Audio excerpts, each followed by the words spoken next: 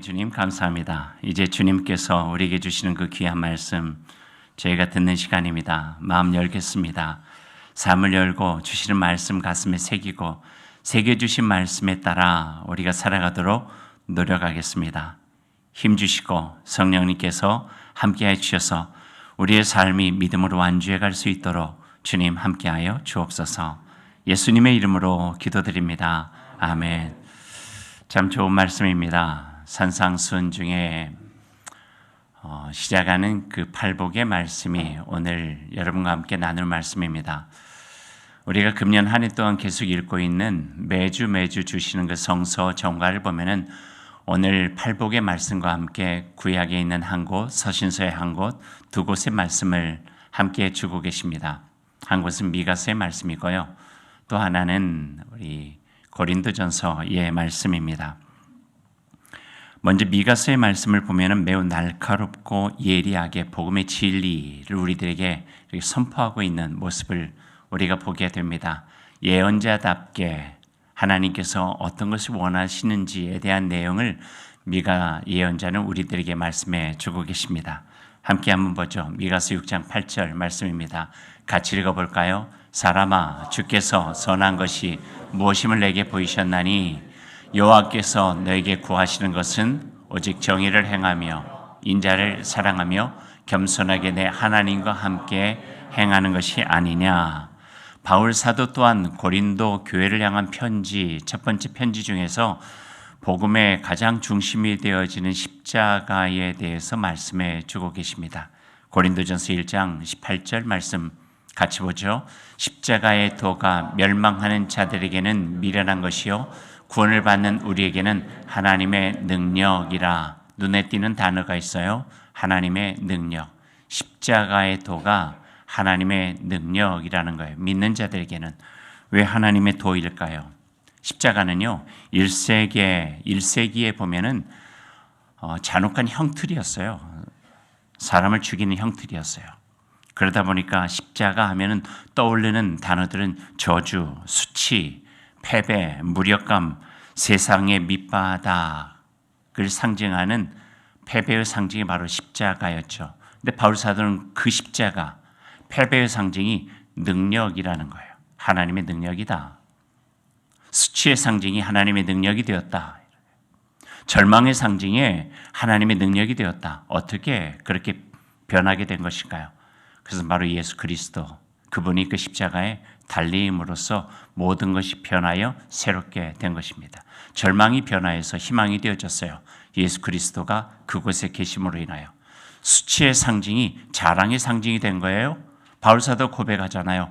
내가 자랑할 만한 것은 오직 십자가, 그거밖에 없다.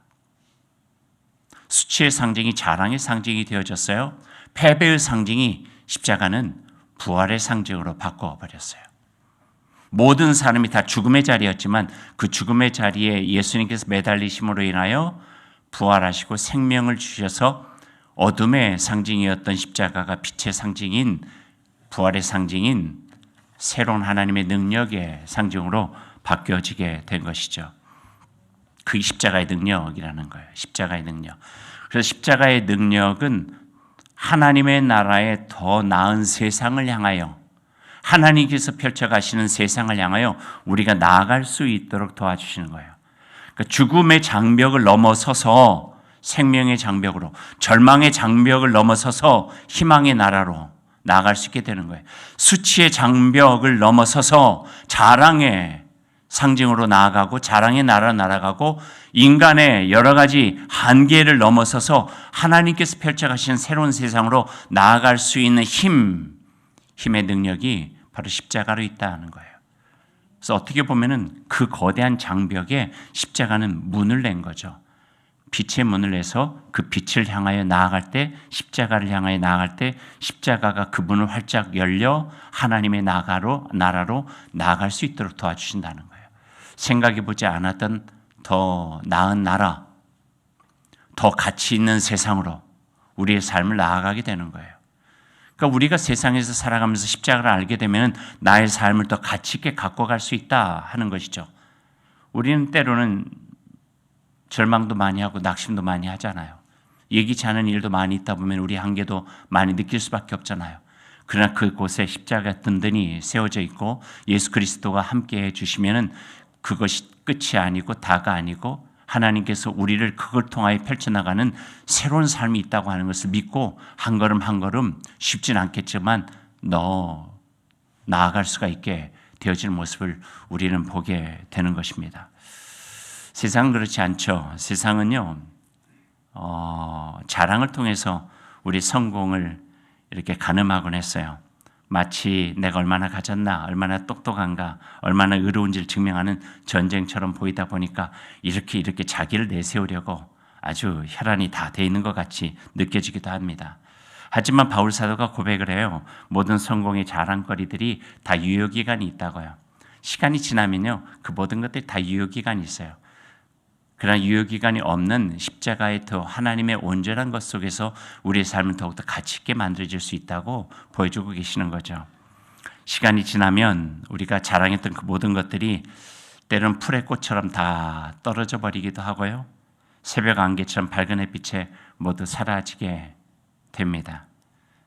이걸 아는 것이 지혜예요.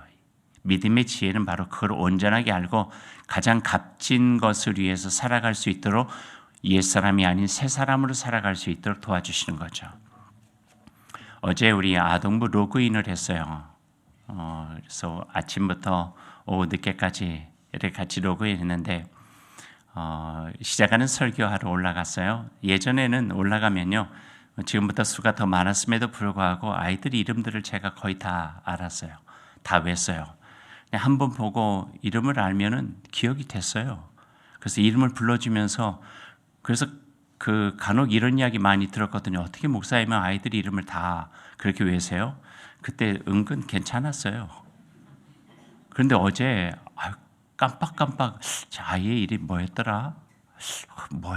이렇게 생각되는 아이들이 있는 거예요. 그래서 내려와서 우리 김지훈 목사에게 이제는 자꾸 아이들 이름이 잘 기억이 안 난다고 깜빡 한다고 몇몇 아이들은 그랬더니 김지훈 목사가 얘 그러신 것 같아요 그러는 거예요. 제가 기대하기는 그래도 다 기억 많이 하시잖아요. 은근 기대했는데 그러신 것 같아요. 약간의 상처. 다 유효기간이 있어요. 기억력도요. 당연하잖아요. 어떻게 40대 같겠어요? 50대 같겠어요? 건강은요, 어떻게 우리가 젊을 때만 하겠어요?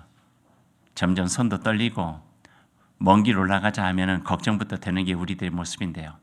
가진 소유는요, 다 유효기간이 있어요. 그걸 가치 있게 사용하여 더 나은 하나님의 나라의 백성이 되는 게 성서적 지혜라는 거예요. 건강도요, 있을 때, 지식도요, 총명할 때, 힘도 있을 때 어떻게 하나님 안에서 이걸 가치 있게 사용할 수 있느냐? 이게 믿음의 지혜라는 거예요. 그래서 노력하라는 거예요. 그래서 이 세상의 백성을 넘어서 천국의 시민권을 가지고 있는 하나님 나라의 백성으로 살아가라. 예수님께 배운 남다른 삶의 방식으로 살아갈 때 우리에게 펼쳐나가는 세상은 더 넓은 세상, 하나님의 세상이다 하는 것을 가르쳐 주시는 그 내용이 미가서와 또 오늘 우리가 함께 읽은 고린도전서와 팔복의 말씀으로 연결이 되어지고 있는 것입니다. 본문 말씀 한번 보시죠. 한번 1절 말씀 한번 보세요. 같이 한번 읽어볼까요? 1절 말씀, 예수께서 무리를 보시고 산에 올라가 앉으시니 제자들이 나아온지라. 예수께서 무리를 보시고, 예수님께서 보신 무리가 누구인지 그 앞에 나와 있어요. 4장 23절에서 25절 말씀까지 그 무리가 누구인지 알려주고 있는데 함께 읽어보죠. 예수께서 온 갈릴리에 두루다니사 그들의 회당에서 가르치시며 천국 복음을 전파하시며 백성 중에 모든 병과 모든 약한 것을 고치시니 그의 소문이 온 수리아에 퍼진지라. 사람들이 모든 앓는 자, 곧 각종 병에 걸려서 고통당하는 자, 귀신 들린 자, 간질하는 자, 중풍병자들을 데려오니 그들을 고치시더라. 갈릴리와 데가볼리와 예루살렘과 유대와 요단강 건너편에서 수많은 무리가 따르니라. 예수님께서 무리를 보셨다 했는데 그 무리가 누구입니까? 약하고 어려운 사람들이에요. 몸도 마음도 영혼도 다 지쳐 힘없는 사람들이에요. 예수님이 계신 갈릴리 지역뿐만 아니라 오늘 성경에 보니까 북쪽 수리아, 동쪽의 데가볼리, 남쪽의 예루살렘, 그리고 요단강 건너편에서 몰려왔다 생각하니까요. 만약에 우리가 이 광주를 생각해 보십시오. 저기 뭐 벌교, 고흥에서도 오고요. 위쪽에 대전, 뭐 아니면 평택, 뭐 이런 위쪽에서도 오고요. 또 저기 영광, 뭐 법성코에서도 오고요. 대구에서도 왔다 이런 이야기예요. 예수님의 소문 듣고 누가 다 연약한 사람들이, 지쳐 있는 사람들이, 마음 상한 사람들이 예수님께 나오면은 그들의 마음에 조금이라도 위로받고 힘을 얻을 수 있을까 해서 그 근방에는 없었을까요? 이것저것 다 찾았을 거예요. 하지만 예수 그리스도의 소문을 들으니 그를 만나면 그 마음에 절망, 희망으로 바꿀 수 있다. 나의 패배감이 하나님 안에서 새롭게 될 수 있다. 그분 속에서 새로운 삶을 시작할 수 있다. 하나님 나라의 더 귀한 백성으로 살아갈 수 있다. 이런 마음을 가지고 모든 이들이 바로 예수님을 찾아오게 된 거죠. 산에 올라가 앉으시니 그들이 무리들이 쫙 앉아있는 걸 보니 예수님 마음이 어떠셨을까요? 안타까웠겠죠. 긍휼했겠죠. 불쌍했겠죠. 안쓰러웠겠죠. 그런 마음을 가지고 예수님께서 무리를 바라보고 계십니다. 가끔 했던 그 썰렁한 넌센스, 봄은 봄인데 가장 따뜻한 봄이 뭐라고요? 돌봄. 우리 청소년들은 안 들어서 잘 모르는가? 따뜻한 봄은 돌봄. 가장 싸늘하고 차가운 봄은요? 돌봄만 아시는군요. 깔봄.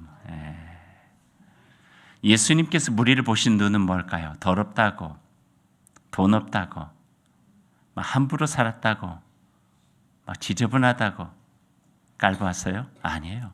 돌봄의 눈길로 그들을 보신 거예요.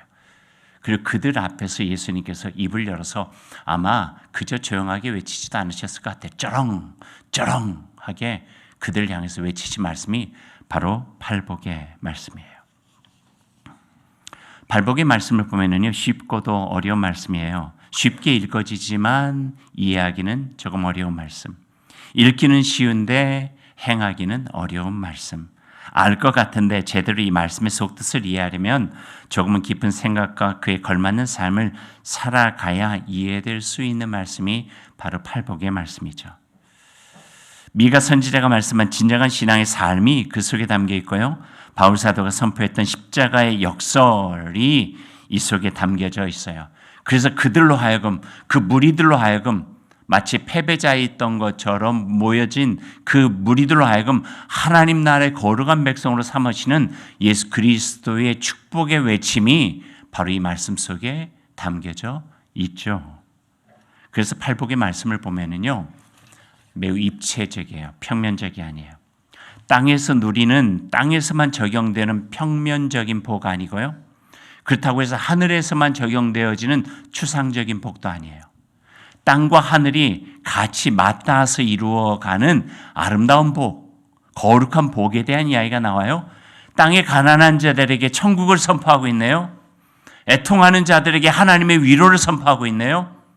평화를 위해서 일하는 사람들에게 하늘의 자녀, 하나님의 자녀가 된다고 축복해 주고 계시네요. 그러니까 이 땅의 평면적인 것도 아니고 하늘의 추상적인 것도 아니고 하늘과 땅이 맞닿았을 때, 하나님과 하나님의 백성들이 맞닿았을 때 이루어지는 놀라운 일들이 팔복을 통해서 선포되고 있는 거죠. 예전 구약에 보면은요, 산 위에서 외쳐졌던 우리가 기억하는 그 하나님의 메시지가 있었어요. 시내산에서 외쳐진 모세의 율법 선포예요. 모세가 시내산에 오르셨죠. 그래서 하나님을 만나요. 대면했죠. 율법을 가지고 와서 모여있던 이스라엘 백성들에게 하나님의 말씀을 선포하게 돼요. 오늘 그 산상수훈의 말씀과 비슷한 장면들이 연상이 되는 거예요. 하나님이 직접 돌판에 쓰여졌다 생각되어지는 그 10가지 계명을 외칠 때 그 이스라엘 백성들의 마음은 어땠을까요? 하나하나 읽어질 때 하나님과의 관계가 더욱더 긴밀해지는 것을 보면서 그 마음에 거룩한 은총이 충만했을 것 같아요. 그 중에서도 생각해보면 여성들은 너무너무 감격적이었겠다 생각이 되어져요. 10가지의 계명 중에 모세가 외쳐요. 간음하지 말라. 성적인 놀이개로 애굽에서 취급당했던 여인들 얼마나 억울하고 얼마나 좌절감을 맛봤을까요? 내 이웃의 아내나 여종을 탐내지 말라. 그들이 가지고 있는 하나님의 형상을 존중해라. 가슴이 떨렸을 것 같아요. 생각해 보세요. 모세가 태어날 때 어떤 일들이 있었나요? 산파들이 아들을 낳으면 아들 다 죽였어요. 엄마한테서 그 아기를 빼앗아 간 거예요. 얼마나 서러웠을까요? 얼마나 눈물 났을까요? 얼마나 힘겨웠을까요? 근데 하나님께서 그들을 향하여서 내 이웃의 아내나 여종이나 탐내지 말라. 그들의 인권을, 그들의 하나님의 형상성을 지켜주신 거예요. 더 나은 희망의 세계를 바라볼 수 있도록 하나님께서 그들을 향하여 축복하신 거예요. 그러니까 신의 산은요, 율법이라고 하는 법조문에 달려있는 게 아니라 새로운 나라의 축복의 선언이 신의 산에서 울려 퍼진 모세의 음성 속에 담겨져 있는 하나님의 메시지였죠. 오늘 산상순도 마찬가지예요. 예수님께 산에 오르셔서 말씀 선포하세요. 가난한 자 복이 있다. 애통하는 자 복이 있다. 온유한 자 복이 있고, 의에 줄이고 목마른 자 복이 있고, 긍휼히 여기는 자 복이 있고, 마음이 청결한 자들이 복이 있고, 화평케 하는 자 복이 있고, 의를 위해 박해받은 자 복이 있다. 그들이 하나님께서 빚어가시는 새로운 세상에 복을 누리는 자들이라고 하는 것을 선포해 주시죠. 그들이 얼마든지 하나님 나라에서 복을 누릴 수 있는 자격이 있는 사람이라고 하나님께서 인정을 해 주시는 거예요. 그들과 함께 새로운 나라를 이루시겠다고 하나님께서 예수님 통해서 선언해 주시는 말씀이 이 속에 담겨 있어요. 가난한 이들의 삶으로 하늘 복을 지으시는 하나님, 애통하는 자들의 눈물로 위로의 복을 빚으시는 하나님, 온유함으로 하늘 넓이만큼 넓은 복된 세상을 펼쳐가시는 하나님, 의에 줄이고 목마른 자, 의를 위해 핍박을 받은 자들을 든든한 기둥 삼아서 이 땅에 하나님의 나라를 세우시는 하나님, 마음이 깨끗한 자들에게는 자신의 얼굴을 보여주시고 평화를 위해 일하는 자들에게는 너희들이야말로 진정 내 아들이고 내 딸이다. 아주 든든해 하시고 흡족해 하시는 하나님의 모습이 이 팔복에 담겨져 있습니다. 여기에 예수님께서 팔복을 선포하시기 전에 외치셨던 말씀이 있는 거예요. 회개하라. 하나님의 나라가 가까이 왔다. 그 하나님의 나라를 나는 이렇게 이룰 것이라고 하는 그 모습을 이 팔복을 통해서 보여주신 거죠. 성경 말씀 한번 보십시다. 예수님이 이루어가신 새로운 나라, 하나님 나라를 생각하면서 오늘 말씀 우리 같이 한번 읽어보면 좋겠습니다. 3절에서 10절 말씀까지 같이 읽으죠. 심령이 가난한 자가 복이 있나니 천국이 그들의 것이며, 애통하는 자는 복이 있나니 그들이 위로를 받을 것이며, 온유한 자는 복이 있나니 그들이 땅을 기업으로 받을 것이며, 의에 줄이고 목마른 자는 복이 있나니 그들이 배부를 것이며, 긍휼히 여기는 자는 복이 있나니 그들이 긍휼히 여김을 받을 것이며, 마음이 청결한 자는 복이 있나니 그들이 하나님을 볼 것이며, 화평하게 하는 자는 복이 있나니 그들이 하나님의 아들, 딸이라 일컬음을 받을 것이며, 의를 위하여 박해를 받은 자는 복이 있나니 천국이 그들의 것임이라. 이제 말씀을 맺습니다. 11절과 12절 오늘 본문의 마지막 부분은 예수님께서 신실한 삶으로 살아갈 수 있도록 우리를 격려하는 말씀입니다. 하나님 나라의 백성으로 살아가십시오 하는 그 말씀입니다. 이 말씀을 오늘 설교를 맺으며 저 또한 여러분을 격려하고 싶습니다. 사랑하는 교회 여러분, 견고한 믿음과 견실한 삶으로 끝까지 지치지 말고 선하고 신실한 삶을 살아가기 바랍니다. 그런 삶을 살아간 여러분에게 복이 있습니다. 행복하십시오. 이 세상에서 하늘의 행복을 누리십시오. 십자가에서 행복한 웃음을 지으신 예수님처럼 하늘의 행복을 누리십시오. 그와 같은 삶을 살아간 이는 여러분 혼자가 아닙니다. 오래전부터 하나님의 사람들이 온 입을 나에 믿음으로 어려운 삶을 이겨내 왔습니다. 여러분도 그들처럼 믿음의 선한 길을 가기 바랍니다. 성령님께서 여러분을 도와주시고 힘이 되어 주실 것입니다.